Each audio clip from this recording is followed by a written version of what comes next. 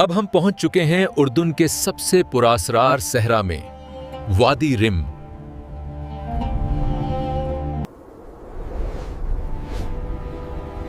यहां खामोशी भी एक अलग कहानी सुनाती है। रेत के ये पहाड़ सदियों से वक्त के गवाह हैं और इस सहरा का हर रास्ता एक नई मुहिम की तरफ ले जाता है।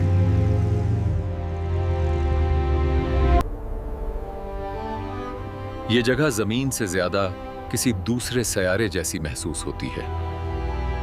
यहां आज भी बदवी सकाफत पूरी खूबसूरती के साथ जिंदा है।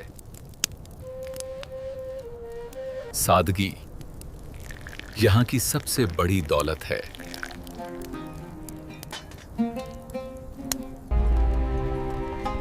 ऊंट आज भी इस सहरा के खामोश मुसाफिर हैं।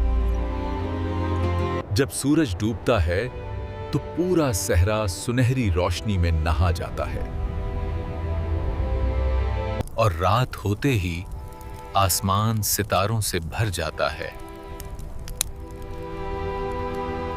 वादी रिम सिर्फ एक सहरा नहीं, एक एहसास है।